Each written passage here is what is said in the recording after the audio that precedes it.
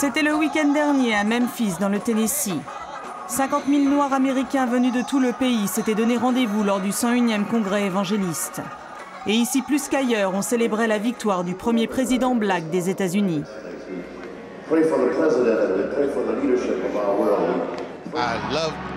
J'ai aimé chaque minute de son élection. C'était un moment historique. Et je remercie Dieu qui l'a aidé à être élu. C'est incroyable. On ne pouvait même pas aller dans les mêmes toilettes que les Blancs. Et maintenant, il y a un Noir à la Maison-Blanche. Mais à l'autre bout de la ville, changement d'ambiance. Bienvenue au Congrès international de la suprématie blanche où les plus grands leaders nationalistes commentaient à leur manière la victoire de Barack Obama. Nous n'aurons pas un président des États-Unis dont le nom fait penser à un président du Kenya ou du Congo.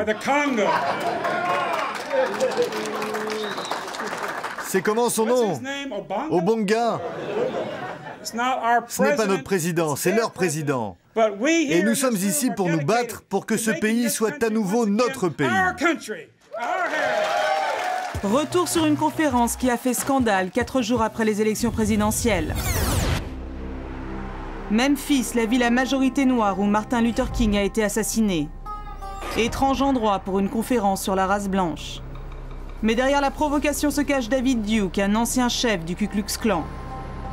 Le lendemain de l'élection d'Obama, les autorités cherchent à empêcher sa venue en déclarant une situation d'urgence dans tout l'État. Les hôtels du coin refusent tour à tour d'accueillir la conférence. Ici, c'est l'Amérique. On devrait avoir le droit à la liberté d'expression. Délicat d'organiser une réunion White Power quand le président des États-Unis s'appelle Barack Obama. Jacob Flowers est l'homme qui a tenté de faire interdire le meeting raciste de Memphis en alertant les médias. Pour lui, c'est clair, David Duke et ses troupes ont voulu profiter de l'occasion pour faire un coup de pub. C'est probablement la meilleure opportunité depuis des années pour les suprémacistes blancs de recruter de nouveaux membres. Nous avons maintenant le premier président noir de l'histoire des États-Unis et ils veulent contre-attaquer. Depuis, il reçoit des menaces du plus grand site raciste des États-Unis, fort de 150 000 adhérents. Là, on me dit que je suis un minable qui aime les nègres, une pauvre petite merde. Derrière le site Stormfront se cache David Duke et ses amis nationalistes. C'est un forum où on peut exprimer librement ses idées racistes sans être inquiété par les fédéraux. Le lendemain matin, David Duke et sa bande se donnent rendez-vous sur un parking loin des regards. La conférence aura bien lieu et nous sommes les seuls médias autorisés à les filmer.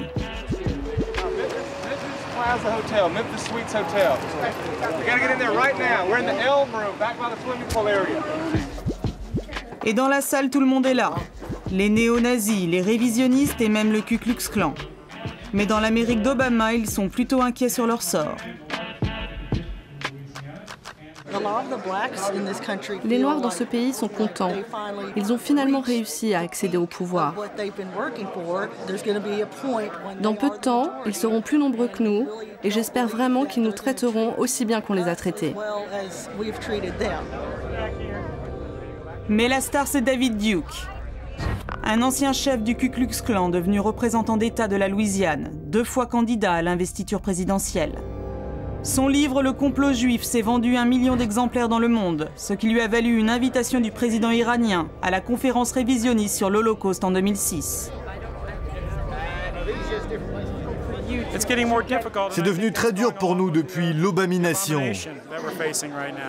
Il y a des centaines de groupes dans ce pays qui représentent les droits des Noirs, ou des Mexicains, ou des Juifs. Eux, je n'en parle même pas, ils sont le lobby le plus puissant des États-Unis. Et moi, si je parle des Euro-Américains, des Blancs, je suis un raciste ou un suprémaciste, je ne suis pas d'accord.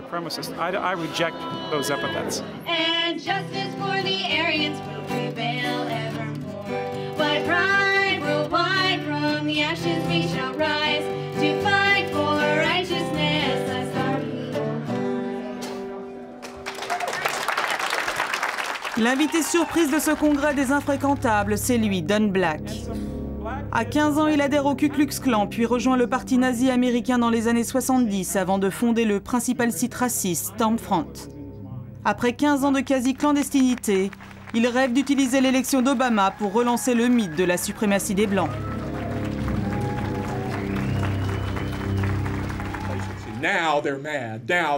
Maintenant, les Blancs sont furieux. Maintenant, ils savent qu'ils doivent faire quelque chose, car plus aucun leader politique ne s'intéresse à eux. Désormais, si quelqu'un veut avoir les votes des Blancs comme McCain le souhaitait, n'importe quel candidat qui voudra se faire élire avec la majorité des votes blancs a intérêt à soutenir la race blanche. Pause déjeuner obligatoire avec interdiction de sortir de l'hôtel pour ne pas se faire repérer. Nous tombons sur le pasteur Rob que nous avions filmé il y a 2 mois pendant la campagne électorale en train de brûler la croix du Ku Klux Klan. Depuis, il a changé de tenue, mais le discours reste le même. Les employés heureux font de bons employés, et c'était la même chose pour les esclaves dans le Sud. Les esclaves heureux faisaient de bons esclaves, et d'ailleurs, ils vivaient bien mieux aux États-Unis qu'en Afrique. Il n'y a pas un pays en Afrique où les Noirs vivaient aussi bien qu'ici. Reprise de la conférence. Cette fois, David Duke attaque le directeur de cabinet du nouveau président des États-Unis, Rahm Emanuel. Sa première décision de président élu a été de nommer son chef de cabinet. La personne qui a sans doute le plus de pouvoir aux États-Unis après le président lui-même. Et cet homme s'appelle Rahm Emanuel. Il a la double nationalité israélienne et américaine. Un extrémiste juif. La vérité, c'est que quand vous regardez les plus importants soutiens de Barack Obama, ce sont très majoritairement des extrémistes juifs. Après Obama le noir, Obama le juif.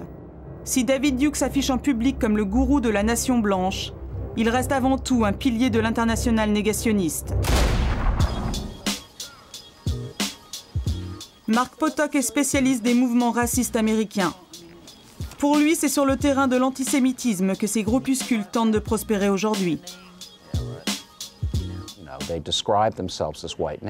Ils se décrivent comme des nationalistes, mais ce sont avant tout des néo-nazis.